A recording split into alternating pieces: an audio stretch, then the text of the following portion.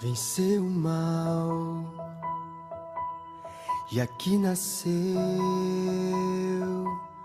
Cordeiro de Deus, o Filho de Deus. Em pura graça ele cresceu e como homem aqui viveu, sendo escravo da dor, da aflição, mas seu poder foi o amor. Deus Emanuel, príncipe da paz, luz para as nações, Cristo, eternamente Rei, estrela da manhã, Santo, Santo de Israel,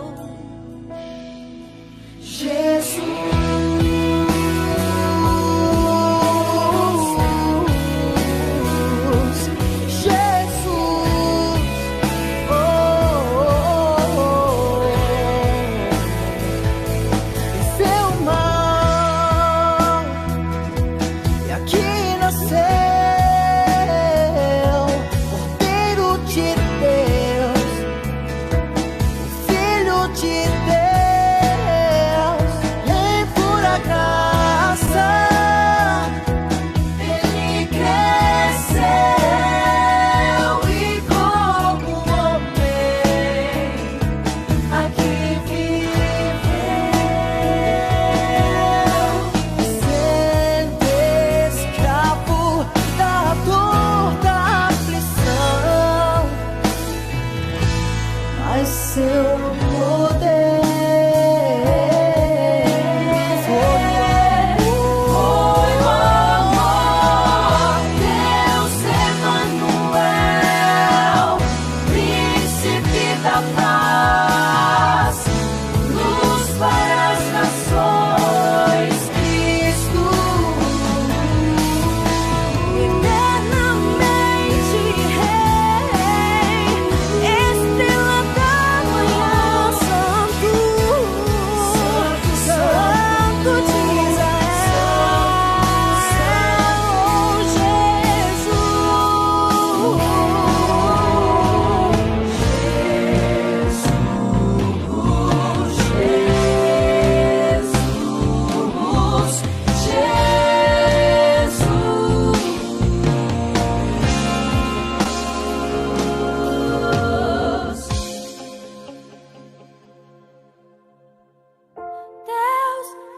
Emanuel, príncipe da paz,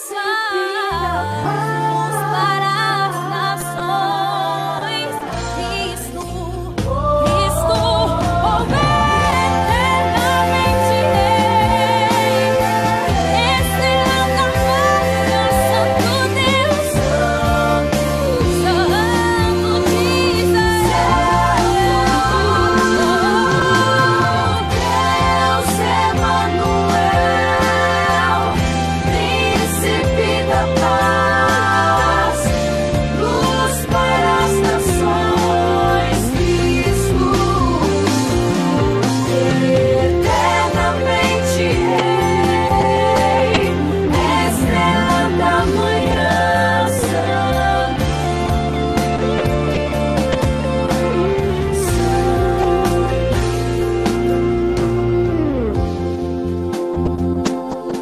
Jesus, Emanuel,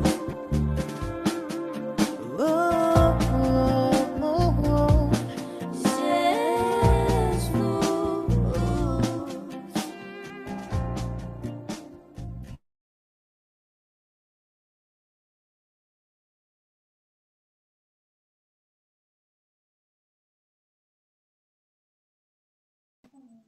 Boa noite, irmãos. Graça e paz. Louvado seja Deus por mais um dia que Ele nos concede de estarmos reunidos. Os irmãos estão ouvindo bem aí? Tudo ok com o áudio? Pronto. Louvado seja Deus. Vamos iniciar, irmãos, esse estudo dessa noite, onde nós falaremos sobre o tema Amor, Profecia e Línguas. Mas antes de iniciarmos com o estudo, nós vamos ler um texto do Salmo 27, do verso 1 ao 4, que diz assim: O Senhor é a minha luz e a minha salvação. De quem terei medo? O Senhor é a fortaleza da minha vida. A quem temerei? Quando malfeitores me sobrevêm para me destruir, meus opressores e inimigos, eles é que tropeçam e caem. Ainda que um exército se acampe contra mim, não se atemorizará o meu coração. E se estourar contra mim a guerra, ainda assim terei confiança. Uma coisa peço ao Senhor e a buscarei, que eu possa morar na casa do Senhor todos os dias da minha vida, para contemplar a beleza do Senhor e meditar no seu templo. Amém. Vamos orar, irmãos.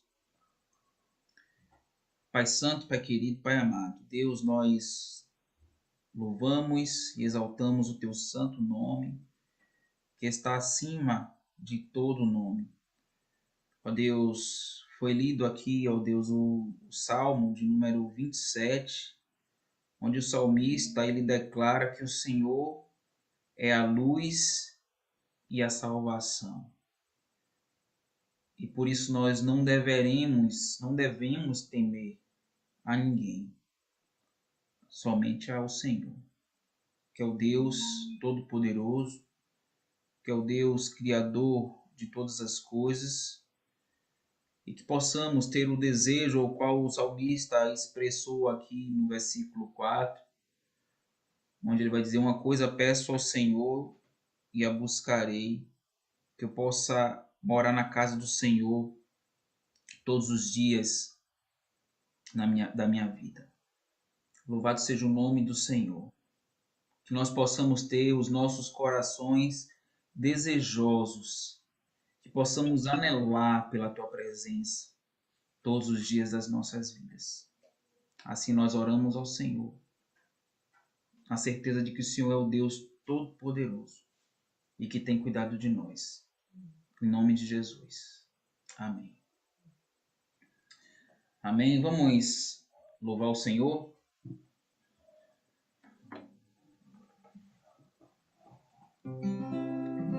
Grandes coisas o Senhor tem feito por nós e por isso nós estamos alegres.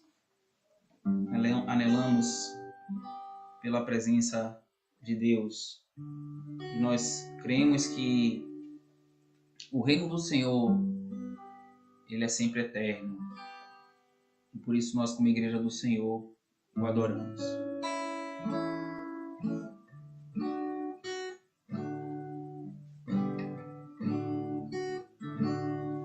Os reinos se abalam, os povos se curvam, as bocas se abrem, as mãos se levantam para dizer que tu és o Rei, para dizer que tu és o Senhor.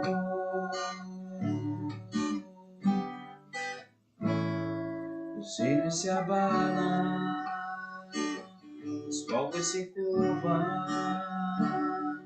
as bocas se abrem, as mãos se levantam para dizer que tu és o Rei, para dizer que tu és o Senhor. Teu reino é sempre eterno, firmado em misericórdia, justiça e igualdade, bondade e fidelidade. A tua igreja te adora.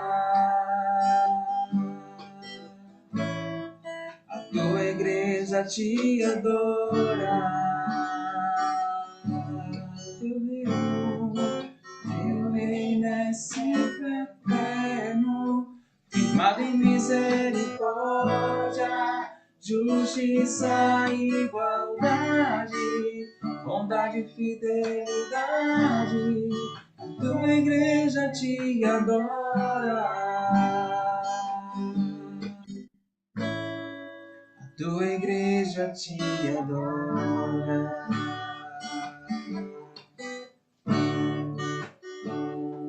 Os reinos se abalam, os povos se curvam, as bocas se abrem, as mãos se levantam pra dizer que tu és o rei, pra dizer que tu és o Senhor, pra dizer que tu és o rei, pra dizer que tu és o Senhor, pra dizer que tu és o rei, pra dizer que tu és o Senhor.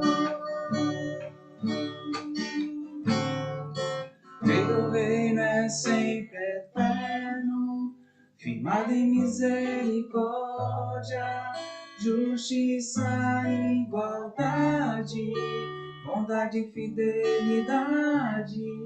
A tua igreja te adora. A tua igreja te adora. Teu reino é sempre eterno, justiça e igualdade, bondade e fidelidade. A tua igreja te adora. A tua igreja te adora.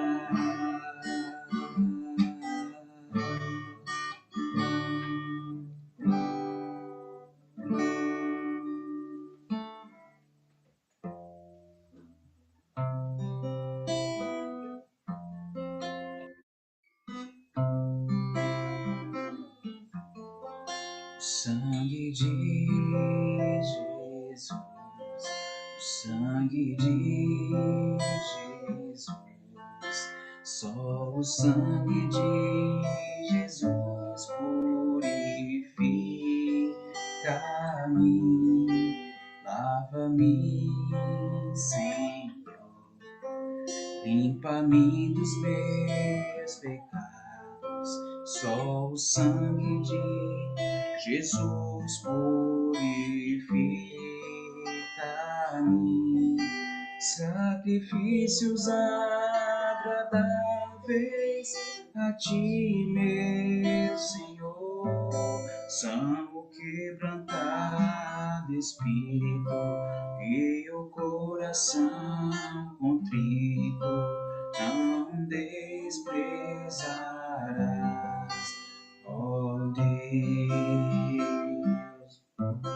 Sacrifícios agradáveis a ti, meu Senhor, são quebrantado espírito e um coração contrito não desprezarás, ó Deus.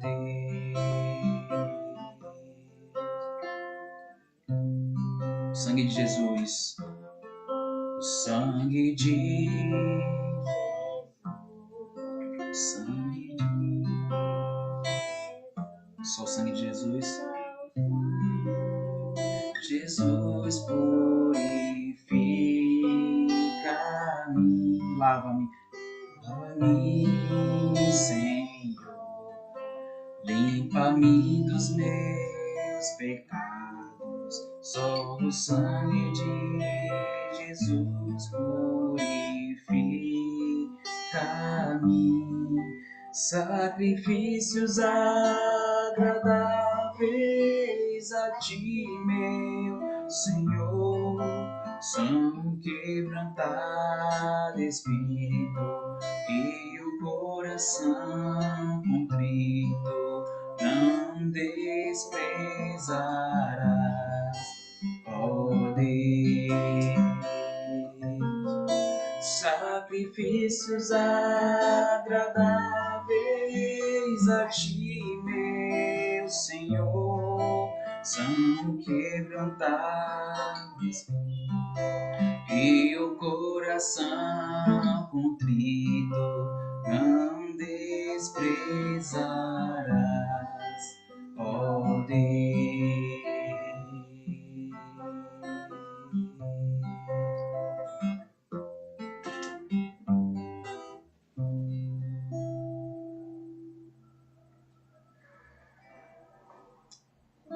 Vamos orar mais uma vez. Queria pedir ao reverendo Ezequiel que estivesse fazendo uma oração em confissão de pecados, porque de fato só o sangue de Jesus é que pode nos purificar de todo pecado. Oremos.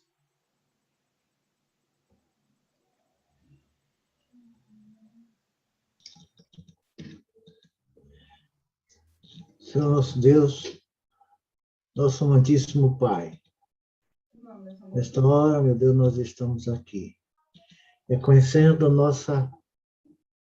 as nossas precariedades, reconhecendo a nossa insignificância e reconhecendo a Tua grandeza, nos prostramos diante do Senhor. Pai, vem nos honrar com a Tua presença, meu Deus, nesse estudo, deste culto, desta noite. Usai aquele que há de fazer menção da Tua palavra, meu Deus.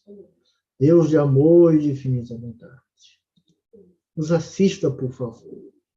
Tirai toda a mornidão, toda a frieza, e acende a chama do Teu Santo Espírito, e nos faz, ó meu Deus, sentir esse desejo, como o salmista, no Salmo 27, o desejo de estar cada vez mais próximo do Senhor. Ó Pai, Senhor, meu Deus, concede-nos a purificação do Senhor Jesus para nos chegarmos a Ti, com a nossa consciência tranquila. Só o sangue do Teu Filho Jesus é que nos purifica. Ó Pai, dá essa purificação, para que cheguemos diante do Senhor com o nosso coração puro. Então, a palavra diz que muito mais é o sangue de Cristo, que pelo Espírito eterno, assim mesmo se ofereceu sem mácula a Deus, purificará nossas consciências de obras mortas para servirmos ao Deus vivo. Nós estamos aqui, meu Deus, dispostos para Te servir, meu Deus. Por isso, tenha compaixão de nós e nos honre com a Tua santa presença. Queira capacitar a todos os Teus filhos que estão nessa plataforma, ô Senhor. Dá atenção devida, fala aos nossos corações. Dispõe os nossos corações não só a ouvir, mas, sobretudo, a ouvir e praticar os ensinos que foram impostos aqui nesta noite. Ó Deus, orienta o Teu servo pastor, fala com ele, fala através dele, e todos nós possamos entender e fazer o que é do Teu agrado. É o que te peço, te agradeço, em nome de Jesus. Amém. Amém. A palavra está com o reverendo Eugênio. Vamos hoje falar sobre o tema Amor, Profecia e Línguas. Tem sido tão bom nós estudarmos, né, o livro aí, a epístola, né, aos Coríntios, e temos aprendido muito. Então, que possamos dedicar nesse momento aí nossos corações, prestarmos atenção para entendermos, compreendermos o estudo da palavra de Deus. Está com o senhor, reverendo. Graça e paz, meus irmãos. Boa noite a todos. Que alegria podemos estar juntos mais uma vez aqui, reunidos, ainda que não presencialmente, mas unidos no mesmo espírito. Mas, irmãos, isso vai passar, né? A pandemia vai passar e em breve vamos poder estar juntos no templo, louvando e adorando ao Senhor, e que já vai ser algo maravilhoso. Mas quando eu penso, irmãos, que estamos nos preparando em meio a essas aflições para estarmos juntos no céu, aí meu coração já fica em folguedos, não é? Então é muito bom estarmos aqui, tanto pela plataforma Zoom, como também no YouTube. Eu vou pedir perdão aos irmãos, porque fizemos uma troca, né? Seria o reverendo Ezequiel, mas na segunda quinzena de agosto, eu vou precisar participar da cerimônia de formatura lá da capelania. E aí, então, fizemos esse ajuste, tá certo? Então, eu vou ficar com a lição 11 e o reverendo Ezequiel vai ficar com a lição 12, tá bom? Então, só explicando aos irmãos que houve a necessidade da gente fazer esse ajuste. Como é bom contar com o pastor Ezequiel, né? Sempre compreensivo, sempre amável. É bênção, irmãos, é bênção, não é? Os irmãos bem sabem como é bênção ter o pastor Ezequiel aqui conosco.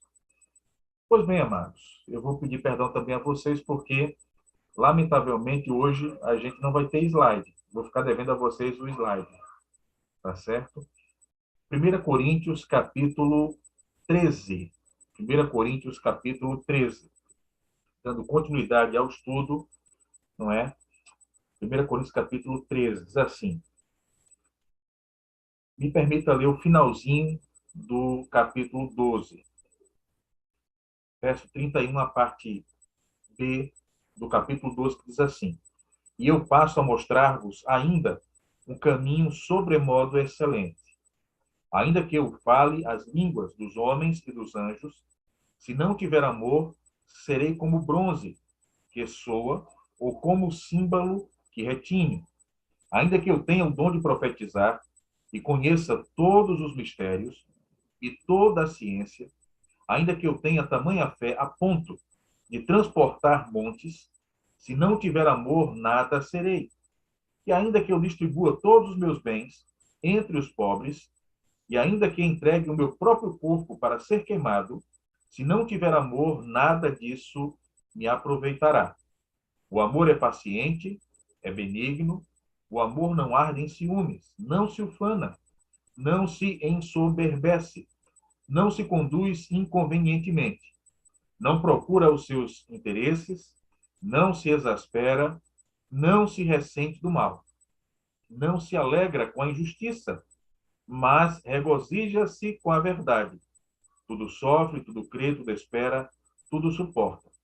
O amor jamais acaba, mas havendo profecias desaparecerão, havendo línguas cessarão, havendo ciência passará. Porque em parte conhecemos e em parte profetizamos. Quando, porém, vier o que é perfeito, então o que é em parte será aniquilado. Quando eu era menino, pensava como menino, sentia como menino, pensava como menino. Quando cheguei a ser homem, desisti das coisas próprias de menino, porque agora vemos como em espelho, obscuramente. Então veremos face a face. Agora conheço em parte. Então conhecerei como também sou conhecido. Agora, pois, permanecem a fé, a esperança e o amor, esses três. Porém, o maior destes é o amor. Amém. Vamos orar mais uma vez. Santo, bendito, maravilhoso, gracioso Deus, toda honra, toda glória e todo louvor. Nos juntamos à súplica do teu servo, reverendo Ezequiel, que o Senhor nos conceda a iluminação do teu Espírito, abrindo os nossos olhos espirituais, para que possamos ser alimentados com a verdade da tua palavra. Faz isso para a glória de ti mesmo e para a edificação do teu povo aqui reunido. Em nome de Jesus, teu Filho, que nós assim oramos e agradecemos. Amém. Meus irmãos, Paulo escreveu essa carta, como nós temos visto, a fim de resolver algumas pendências que estavam existindo ali na igreja de Corinto. Paulo não podia se deslocar, não podia sair de onde estava. Possivelmente, Paulo deveria estar em Éfeso. E aí, ele então manda a carta por aqueles que trouxeram a carta, não é, de Corinto. Então, Paulo manda a resposta para que aqueles irmãos pudessem ter essa orientação prévia, enquanto Paulo resolvia as questões mais urgentes e poderia se deslocar para Corinto. Corinto é uma cidade que fica na região da Grécia dos nossos dias. A Grécia, que era dividida em duas regiões, Acaia e Macedônia. Não é? Então, Acaia e Macedônia, dentro do grego neotestamentário, equivalem à Grécia dos nossos dias. E era uma região pautada como berço da filosofia, e então as pessoas gostavam muito de ouvir os discursos. Imagine aquele tempo passado no nosso país, em que as multidões afluíam no tempo de política, quando havia ainda aqueles momentos, não é, de discurso dos políticos. Então, as pessoas se aglutinavam, se juntavam para ouvir a eloquência, para ouvir a forma, a maneira como os políticos discursavam. Na Grécia acontecia muito isso. Não de ouvir os políticos, mas de ouvir os filósofos. Imagine que naquela época não havia televisão, não havia internet, não havia celular, e as pessoas iam para as praças públicas, chamadas de ágora. Então, as pessoas iam para as ágoras e ouviam ali o discurso dos filósofos. De maneira que a igreja que havia na cidade de Corinto, uma cidade grega, e, consequentemente, sofria essa influência, não apenas da cultura grega, mas, sobretudo, da realidade do primeiro século, daquilo que era comum ao homem do primeiro século. Então, o apóstolo Paulo escreve essa carta, como nós já vimos, diante de muitas orientações, que a igreja ela pertence ao Senhor Jesus, de que cada pessoa foi salva, cada eleito foi salvo em Cristo para o propósito de glorificar o nome do Senhor. Vimos também que Paulo escreveu sobre a questão do casamento. Paulo orienta acerca do casamento, Paulo vai orientar sobre a questão do litígio entre irmãos, Paulo vai orientar de que não pode haver partidos dentro da igreja. A igreja deve ser una. Nós não podemos permitir que nada, nem ninguém, possa causar rupturas, quebras na unidade da igreja. Então, no capítulo 1º, 2º e 3º, Paulo vai falar sobre essa temática, não é? Uns dizem eu sou de Paulo, outros dizem eu sou de Apolo, outros dizem eu sou de Pedro. Irmãos, um segredo: aqueles que eram os piores, os mais carnais, eles diziam que nem de Paulo nem de Pedro eram de Jesus, e estes eram os piores. Pois bem, irmãos, aqui, capítulos 12, 13 e 14, Paulo então vai tratar de uma nova seção, que é a seção que está voltada para a questão dos dons espirituais. Capítulo 12 e o capítulo 14, Paulo vai tratar dessa temática. O capítulo 13, que está entre o 12 e o 14, consequentemente, Paulo vai tratar de algo que é mais importante do que a manifestação dos dons. E por quê? Porque na igreja de Corinto, assim como nos nossos dias, infelizmente, muitas pessoas estão mais preocupadas em demonstrar uma questão meramente estética, meramente uma manifestação de poder, do que de poder entre aspas, não é? Do que a questão do poder do Senhor sobre a vida dos eleitos. Então, Paulo vai tratar, no capítulo 12, discorrendo sobre o amor, como sendo o amor uma condição muito superior do que qualquer dom, do que qualquer manifestação sobrenatural provinda de Deus. O amor suplanta, o amor é o ápice, o amor é a consumação dessas questões. Como nós já vimos, os dons são uma capacitação que Deus concede apenas aos eleitos, apenas aos crentes, para que estes possam buscar a glória de Deus e servir dentro da igreja de edificação uns aos outros, mas e também de instrumentos para alcançarem os não crentes, alcançarem aqueles que estão fora dos arraiais da igreja. Pois bem, o título dessa lição de hoje é Amor, Profecia e Línguas. Então, continuando a introdução, eu quero chamar a atenção dos irmãos que na Bíblia o amor ele é representado de diversas nuances, de diversas perspectivas. O amor não é tratado na Bíblia como um mero sentimento. Perceba, 1 João, capítulo 4, versículo 8, a Escritura diz que Deus é amor. Veja, irmãos, que conceituação impactante. O apóstolo João diz que Deus ele é amor. Então, amor não é um mero sentimento. Amor é a própria personificação da pessoa de Deus. João diz que Deus é amor. Mas perceba que em João, no Evangelho de João, capítulo 15, versículo 12, o amor é retratado como um mandamento. Jesus disse que nós temos que amar a Deus sobre todas as coisas e amar ao próximo como a si mesmo. Então, o amor não é apenas se é que a gente pode dizer apenas, não é? A conceituação de Deus, mas também é um mandamento do Senhor para aqueles que o amam e que o temem. Em Gálatas, capítulo 2, versículos 22 e 23, o amor ele é registrado como um dos frutos do Espírito Santo.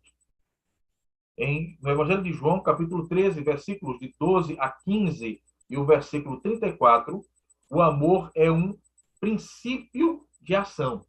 Ou seja, o amor nos faz sair da condição de meros espectadores para que sejamos agentes, para que sejamos aqueles que agem, que tomam uma atitude, que estão em movimento. No Evangelho de João, capítulo 13, versículo 35, assim como em 1 João, capítulo 4, versículos 7 e 8, o amor ele é retratado como a identidade do cristão. O amor é a nossa identidade. Em Mateus, capítulo 22, versículos 37 a 39, o amor é o cumprimento da lei.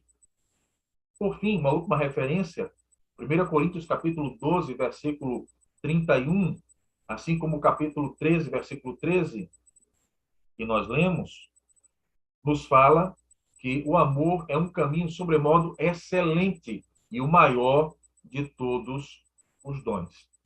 Então, meus irmãos, para a Bíblia Sagrada, o amor é algo bastante pleno, é algo muito robusto. O amor não é um mero sentimento. O amor não é uma situação ou circunstância de troca, não, muito pelo contrário. O amor, e veja que nós temos uma séria dificuldade e uma grande limitação para definir o que é amor. Dizer que amor é gostar muito de alguém é uma definição muito pobre, não é? Porque uma mãe, porque ama o seu filho, ela passa necessidade, mas ela não quer que o filho passe necessidade. Ela está disposta a dar a própria vida, se preciso for, para que o filho não perca a sua vida. Então, perceba que a definição de amar que nós encontramos nos dicionários, ou qualquer que seja, que é gostar muito de, é uma definição muito pobre para aquilo que de fato define o que é o amor. Pois bem, o autor Saint-Exupéry, francês, ele diz que o verdadeiro amor nunca se desgasta. Quanto mais se dá, mais se tem. Não é? Então, o verdadeiro amor nunca se desgasta. Quanto mais se dá, mais se tem. Então, nessa definição do escritor Saint-Exupéry, ele coloca que o amor ele é algo renovável. Quanto mais você utiliza, mais ele se renova, de maneira que ele jamais acaba. O poeta existencialista Carlos Drummond de Andrade, ele disse certa vez que a cada dia que vivo, mais me convenço de que o desperdício da vida está no amor que não damos, nas forças que não usamos, na prudência egoísta que nada arrisca e que, esquivando-nos do sofrimento, perdemos também a felicidade. Em outras palavras, para o poeta Carlos Drummond de Andrade, se você não ama, você está perdendo a sua própria vida. Aqueles que estão vivendo, aqueles que estão desfrutando da vida, são aqueles que amam. Ainda que em dadas circunstâncias, em dadas ocasiões, o amor nos leve a sentir, a sofrer por outras pessoas ou por outras circunstâncias. Mas, se nós não amamos, consequentemente, não apenas não vamos deixar de sofrer, vamos deixar de ser felizes. Essa é a ideia do pensamento do poeta Carlos Drummond de Andrade. O apóstolo Paulo, irmãos, descreve o que é e o que não é amor aqui nesta passagem de 1 Coríntios 13, que acabamos de ler. Paulo não vai apresentar um conceito, mas Paulo vai tratar de um caminho sobremodo, um caminho acima da excelência, para que possamos viver a fé verdadeira e genuína. Então, o primeiro ponto da nossa lição, um ponto que nós vamos refletir sobre ele hoje, é o amor é o dom supremo, perdão, o dom sobremodo excelente. O amor é o dom sobremodo excelente. Baseado, então, na primeira carta de Paulo aos Coríntios, capítulo 13, versículos de 1 a 13. Vamos dividir esse ponto em 3 subpontos. O primeiro deles, a importância do amor. Dos versículos de 1 a 3. Paulo diz assim, acompanhe. Ainda que eu fale as línguas dos homens e dos anjos, se não tiver amor, serei como bronze que soa, ou como símbolo que retine. Ainda que eu tenha o dom de profetizar e conheça todos os mistérios e toda a ciência, ainda que eu tenha tamanha fé, a ponto de transportar montes, se não tiver amor, nada serei. E ainda que eu distribua todos os meus bens entre os pobres, e ainda que entregue o meu próprio corpo para ser queimado, se não tiver amor, nada disso me aproveitará.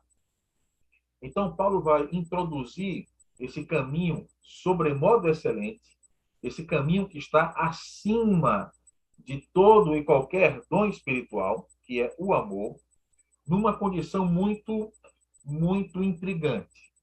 Vejam, algumas pessoas têm interpretado esta passagem dizendo que Paulo está afirmando a condição de uma língua espiritual, como se houvesse um dialeto de anjos. E não é isso que Paulo está tratando aqui. Perceba que quando nós fazemos a leitura dos versos de 1 a 3, há um raciocínio que Paulo vai estabelecer para dizer que o amor é mais importante do que isto ou do que aquilo. Preste atenção. Ainda que eu fale as línguas dos homens e dos anjos. Então, perceba, Paulo está tratando aqui de uma condição que ele coloca como sendo a mínima e de outra que ele coloca como sendo a máxima. Agora, observe. Aquilo que, na lógica de Paulo, é o mínimo, é engraçado isso, é interessante isso. É aquilo que, para a cabeça das pessoas, na mente das pessoas, é o máximo.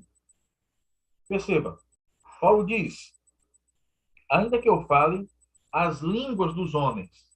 Quando Paulo fala as línguas, Paulo está se referindo aqui a todas as línguas, a todos os idiomas, a todos os dialetos. Isso é impossível. Ninguém consegue falar todas as línguas. Ninguém consegue dominar todas as línguas.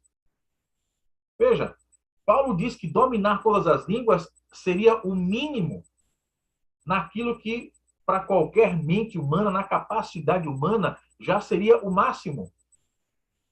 E dentro desse entendimento de mínimo e máximo, Paulo estabelece, ainda que eu fale as línguas dos homens e dos anjos, falar a língua dos anjos seria uma questão máxima. Mas essa questão máxima não é uma questão possível, é uma questão meramente hipotética. Paulo não está afirmando aqui que existe uma linguagem espiritual, uma linguagem angelical. Paulo não está tratando disso. Paulo está tratando de que entre aquilo que os homens dão mais importância, e isso já não é possível, e aquilo que é impossível, e os homens dão importância maior ainda. Esse é o raciocínio. Veja comigo, versículo 2. Ainda que eu tenha o dom de profetizar, é o mínimo, na lógica de Paulo. E conheça todos os mistérios, toda a ciência, ainda que eu tenha tamanha fé, a ponto de transportar os montes, isso é o máximo. Você percebe agora que Paulo vai trabalhar essa equivalência de uma condição mínima e de uma condição máxima. A condição mínima já é top, já é algo extraordinário, já é algo inalcançável. Mas quando Paulo estabelece aquilo que é o máximo dentro dessa lógica, Paulo está afrontando a lógica humana, a vaidade humana, a arrogância humana, dizendo: irmãos, acordem. Isso que vocês estão valorizando é uma questão utópica. Isso é uma fantasia, não existe. Perceba, é a mesma lógica no versículo 3. E ainda que eu distribua todos os meus bens entre os pobres, condição mínima, condição máxima, e ainda que eu entregue o meu próprio corpo para ser queimado, condição máxima. Mais uma vez, é algo hipotético. Deus não deseja que ninguém faça um sacrifício dessa natureza. Deus não nos pede um sacrifício dessa natureza. O sacrifício já foi realizado por Cristo Jesus na cruz do Calvário. Nós não precisamos ser queimados vivos para que sejamos agradáveis a Deus. Em Cristo Jesus, nós já fomos tornados agradáveis diante de Deus, mediante o sangue do Cordeiro puro e imaculado. Você percebe agora, Paulo estabelece uma condição mínima e uma condição máxima. A condição mínima, na verdade, já é impossível aos homens, mas a máxima quebra toda a arrogância, porque é aquilo que os homens mais valorizam, aquilo que os homens querem buscar, na verdade, Paulo diz: olha, não é nem isso, nem aquilo. E o que de fato importa é o amor. E aí voltemos para os versículos 1 a 3. Paulo diz, não é, que dentro dessas questões, 1 a 3, Paulo diz, final do versículo 3, se não tiver amor, nada disso me aproveitará. Então perceba que Paulo está dando um choque de realidade à igreja de Corinto e a nós nos dias de hoje, para que nós entendamos que não é uma condição de cultural ou de eloquência, não é uma questão de quantos diplomas você possa ter, não é? Atestado pelas academias dos homens, que vão fazer de você alguém importante aos olhos de Deus, e de forma alguma. Mas o que Paulo está dizendo é que o amor é aquilo que deve ser observado, cultivado, partilhado. O amor deve ser a característica que deve sobressair as nossas vidas. De maneira que você pode fazer qualquer coisa buscando o máximo de excelência. Mas se você não fizer através do amor, se você não fizer como uma demonstração de amor, primeiramente a Deus, e em segundo lugar ao seu irmão, isso não vale de nada. Isso não tem valor algum, não tem importância alguma, não terá absolutamente, será como fumaça que se esvai com um sopro, que não tem consistência, que não tem importância, que não tem nenhum valor, é apenas fumaça, apenas fumaça. Então, Paulo vai, em primeiro lugar, abordar sobre a importância do amor. Não é o que você tem em suas posses, em sua capacidade mental, em sua capacidade física, não é o seu conhecimento, não é o seu esforço, não é a sua dedicação, não é? Dar tudo que eu tenho aos pobres, a minha própria vida para ser queimado. Nada disso vale, nada disso importa se não for através do amor, se não for buscando a glória de Deus e por amor a Deus, por amor ao Senhor. Paulo, então, está tratando que o amor é a coisa mais importante que deve existir na vida de um cristão, na vida de um eleito. Então, meus irmãos, vamos refletir, em primeiro lugar, sobre isso. O quanto verdadeiramente amamos ao Senhor e o quanto estamos dispostos verdadeiramente, em amor a Deus, a amarmos uns aos outros.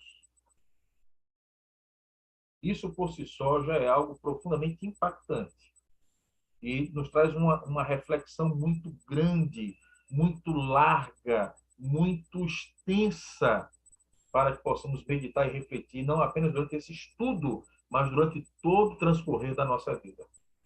Mas, em segundo lugar, Paulo vai abordar também sobre esse caminho sobremodo excelente, não apenas a importância do amor, mas Paulo vai tratar, em segundo lugar, sobre as qualidades do amor. Versículos de 4 a 7, Paulo diz assim: o amor é paciente, o amor é benigno, o amor não arde em ciúmes, o amor não se ufana, o amor não se ensoberbece, o amor não se conduz inconvenientemente, o amor não procura os seus interesses, não se exaspera, mas regozija-se com a verdade, tudo sofre, tudo crê, tudo espera, tudo suporta. Então, meus irmãos, em segundo lugar, Paulo vai tratar das qualidades do amor. E é interessante porque Paulo vai dizer o que não é amor, para depois Paulo dizer o que é amor. E aí vejamos. Vez por outra acontece um crime passional, um crime de alguém que ama. O relacionamento foi terminado e aí geralmente acontece com os homens, não é? Os homens não aceitam que a esposa, ou que a namorada, ou que a noiva, ou que a companheira tenha terminado o relacionamento e eles dizem, olha, se você não for minha, você não será de ninguém. Matam a amada e depois se matam. Que amor é esse? Isso não é amor, isso é uma doença. O amor não tira a vida. O amor vai se doar para gerar vida, para a manutenção da vida. Então, meus irmãos, Paulo vai apresentar as seguintes qualidades acerca do amor. Paulo vai dizer primeiro que o amor é paciente, ou seja, ele trata com paciência.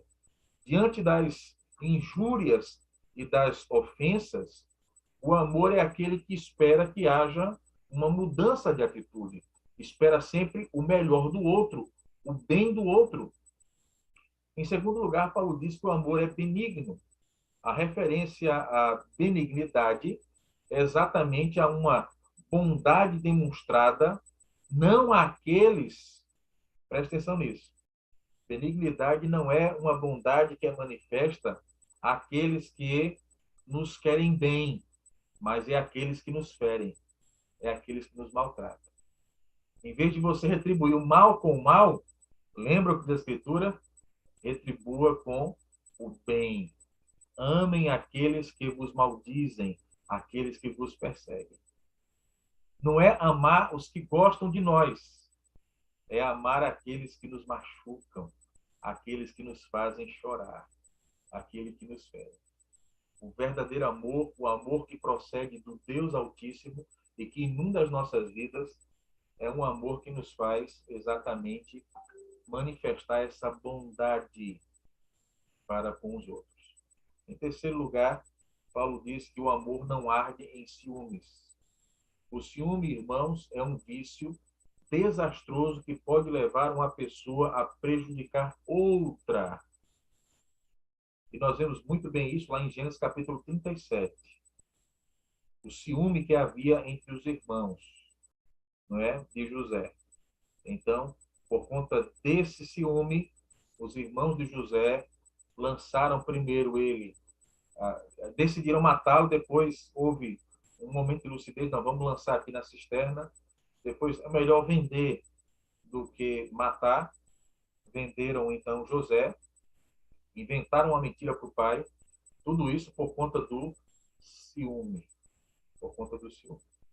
É bem verdade que José também não deu alguns motivos, né? José foi imprudente em algumas situações e circunstâncias.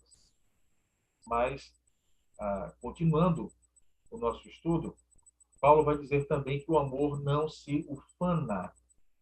Então, irmãos, ufanar é gabar-se, é contar vantagem sobre o outro, ou tirar vantagem do outro.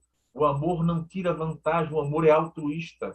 O amor se dá em prol do outro, o amor não quer extrair do outro. Aquele que ama verdadeiramente, ele se dá ao outro.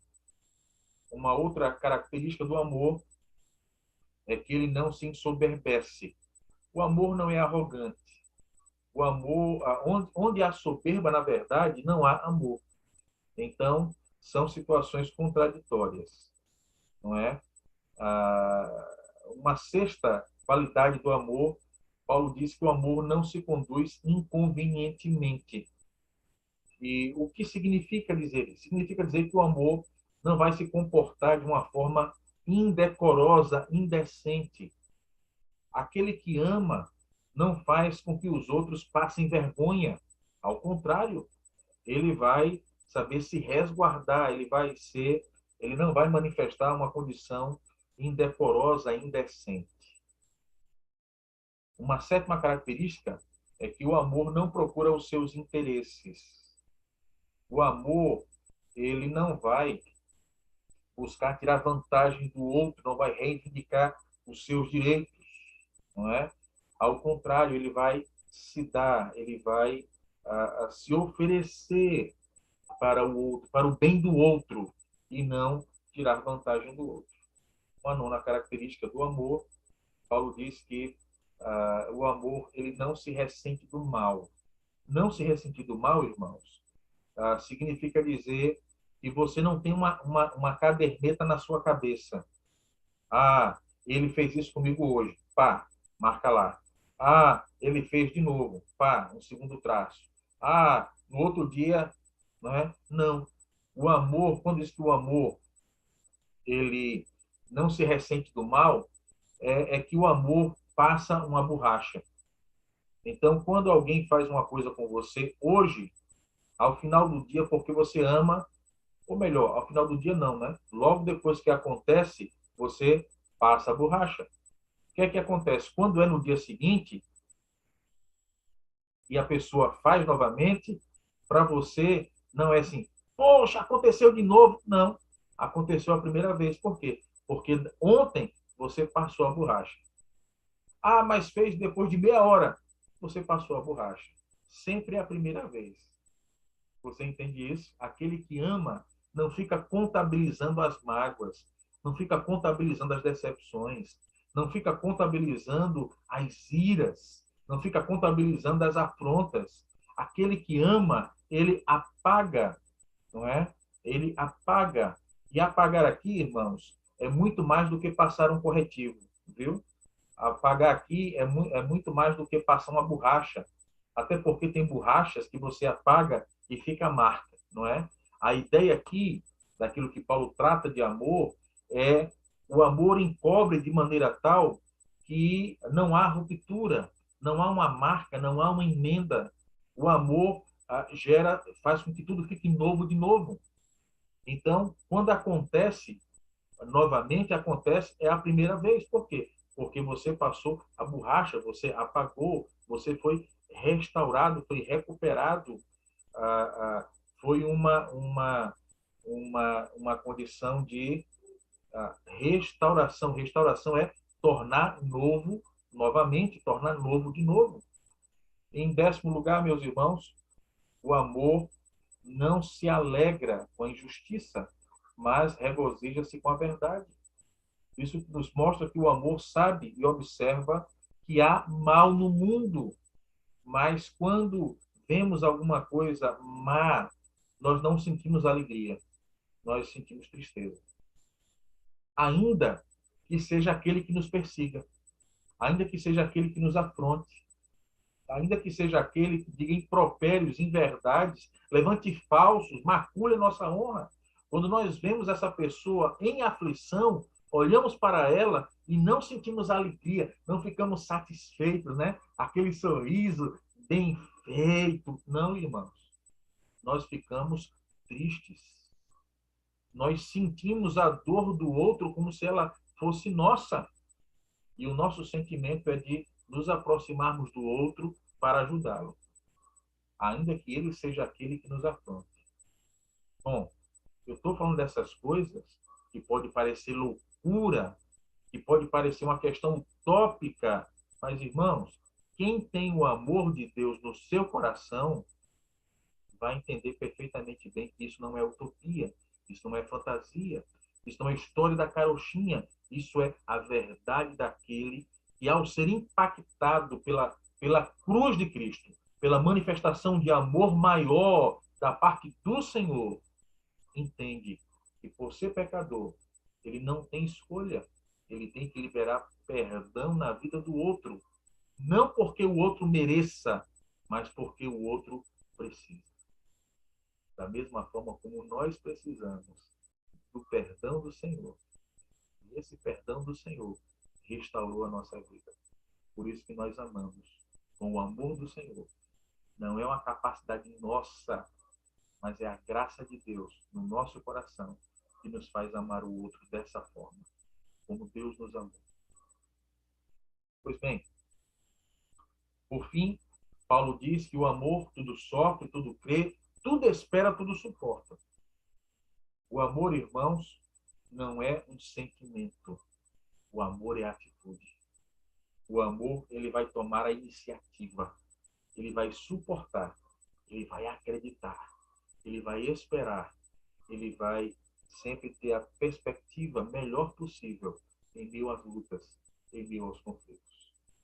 Em terceiro lugar, esse caminho sobremodo excelente, onde Paulo diz que o amor é mais importante, onde acabamos de ver as características ou qualidades do amor, Paulo, por fim, encerra tratando sobre a permanência do amor. Versículos de 8 a 13. Paulo diz assim: o amor jamais acaba, mas havendo profecias, desaparecerão, havendo línguas, cessarão, havendo ciência, passará. Porque em parte conhecemos e em parte profetizamos. Quando, porém, vier o que é perfeito, então o que é em parte será aniquilado. Quando eu era menino, falava como menino, sentia como menino e pensava como menino. Quando cheguei a ser homem, desistir das coisas próprias de menino, porque agora vemos como um espelho, obscuramente. Então veremos face a face. Agora conheço em parte, então conhecerei como também sou conhecido.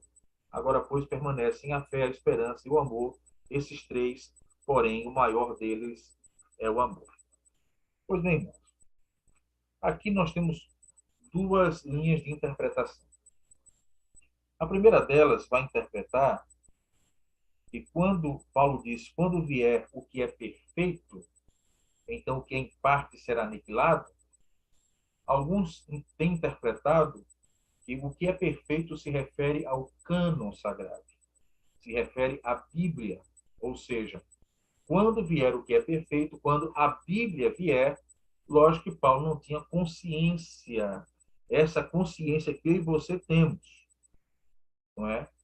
Paulo aqui está falando de um acontecimento futuro, não é? É algo que se refere ao elemento profético.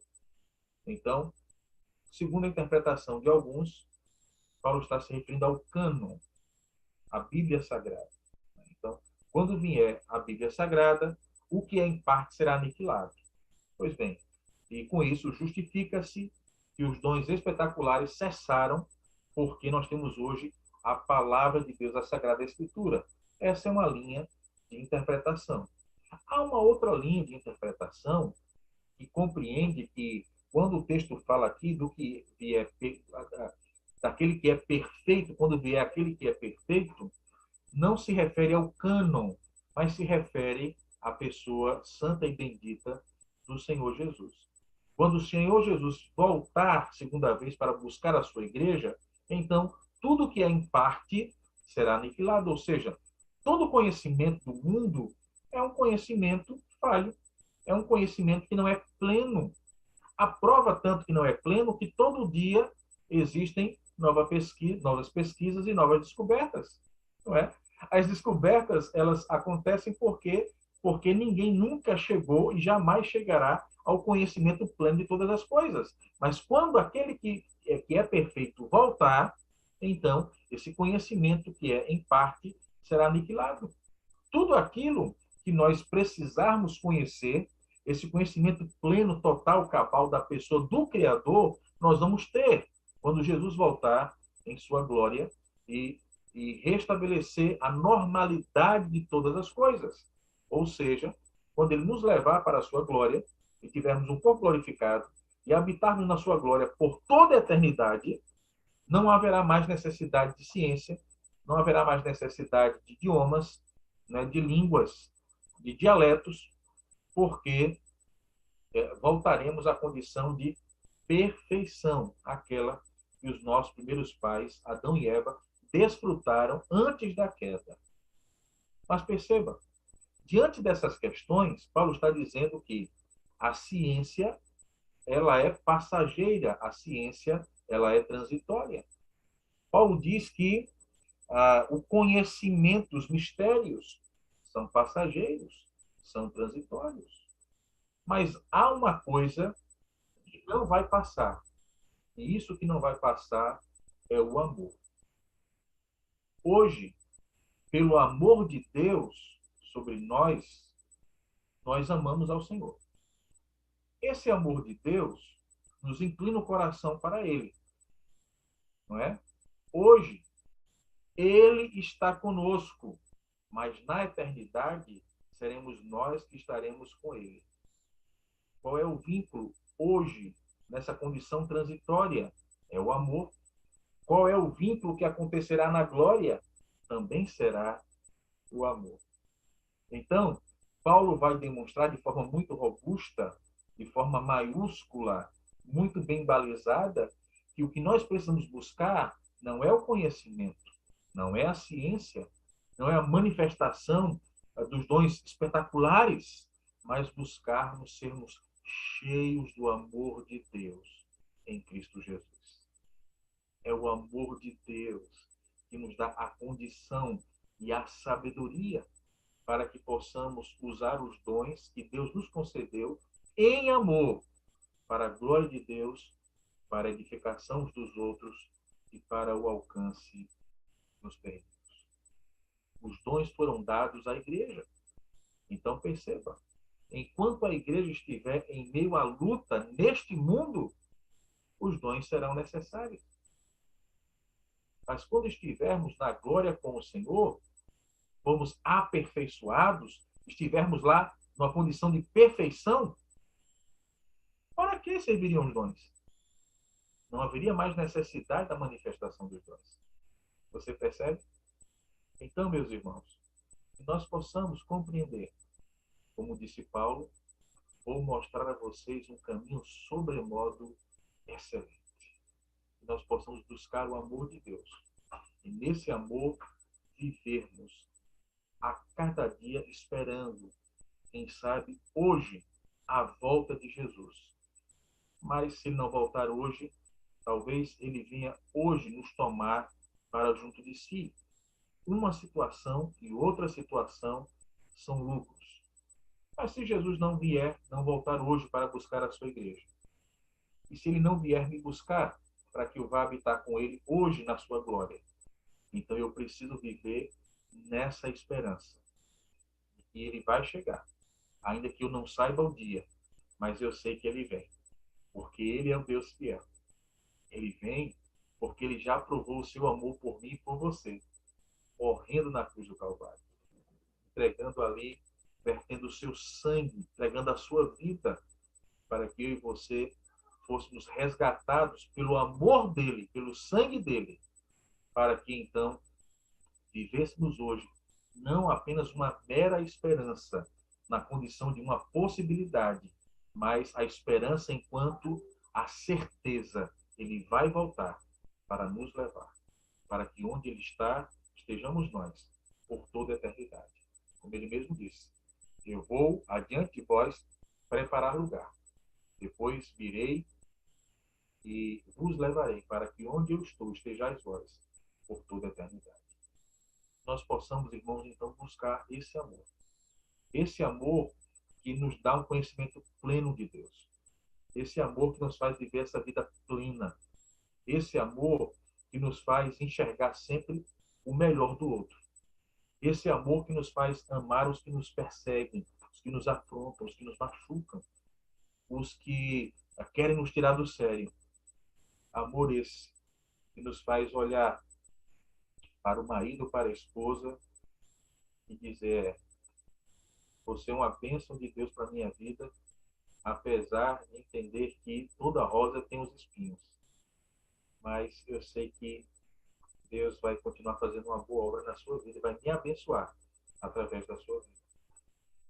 Amor, irmãos, amor. Que nós possamos viver nesse amor.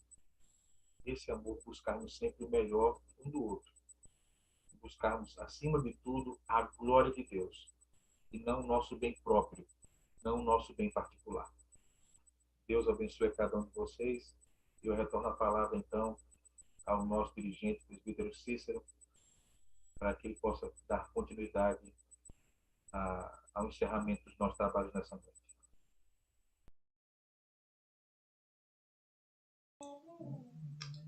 Louvado seja Deus. Enquanto o senhor falava aí, pastor, eu estava lendo aqui, né, o PDF que foi disponibilizado lá no grupo da igreja. E tem uma parte aqui que diz assim: o amor é a identidade do cristão. Então, de fato,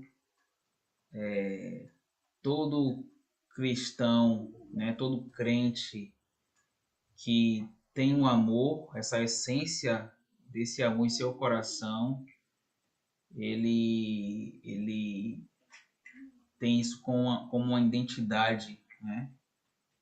Ele é, digamos assim, ele tem que ser reconhecido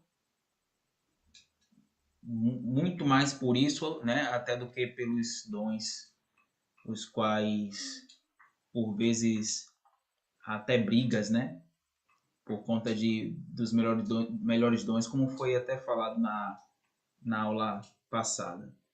Nós vamos fazer a oração final e depois vamos abrir para que os irmãos possam perguntar, se tiverem perguntas. Vou pedir ao pastor também no final aí da oração para saudar os irmãos, né? Tem algumas pessoas que se encontram aqui pelo Zoom também. Então, possamos fazer essa oração final e logo após finalizar com a bênção apostólica.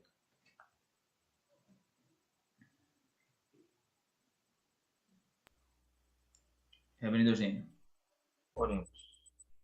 Santo, bendito, maravilhoso, gracioso Deus, muito obrigado, Senhor, pela tua palavra. Muito obrigado pela tua igreja. Muito obrigado pela ação do teu Espírito, que não apenas nos marcou para o dia da redenção, mas que confirma as verdades de Deus, de maneira que é Ele que nos traz a edificação. E nós louvamos ao Senhor por esta tua palavra, entendendo que era exatamente essa a palavra que nós precisávamos ouvir, refletir, meditar. E cremos que essa palavra há de nos alimentar e nos fortalecer espiritualmente. Ajude-nos, Senhor, a que possamos amar ao outro, independentemente de quem seja o outro. Mas que esse amor seja um amor verdadeiro. Não seja um amor de palavras, não seja um amor que é um mero discurso demagógico, mas que seja um amor que age, um amor impactante. Que seja um vínculo do Calvário através das nossas vidas e por meio das nossas vidas alcançando outros para a glória do teu santo e bendito nome. Que o amor esteja sendo renovado na vida de cada esposo, na vida de cada esposa, na vida dos pais, na vida dos filhos, na vida e entre os irmãos, em cada família. Que o amor seja renovado entre os parentes, entre os colegas de trabalho, de escola, de faculdade, entre a vizinhança. Ó Deus, ajude-nos a que esse amor do Senhor possa ultrapassar os limites circunstanciais da nossa vida e impactar a vida de outros. Assim como nós fomos impactados através da tua palavra, através do testemunho daqueles que nos trouxeram o Evangelho. Faz isso, ó Deus, para a glória do teu nome e para a edificação do teu povo. Em nome de Jesus, nós assim oramos e agradecemos. Amém. Recebamos a bênção dos apóstolos, que é a maravilhosa graça do nosso Senhor e Salvador Jesus Cristo, que o amor de Deus, nosso bondoso, eterno e paciente Pai, e as ternas comunhões, consolações, o poder e as virtudes do Santo e do Espírito repousem sobre todos aqueles que amam ao Senhor e devem amar-se mutuamente. Até a volta do Senhor Jesus, agora e para todo sempre. Amém. Nossa saudação a você que está aqui conosco através do YouTube e também da plataforma Zoom. Não é? Está aqui conosco a irmã Érica Feitosa.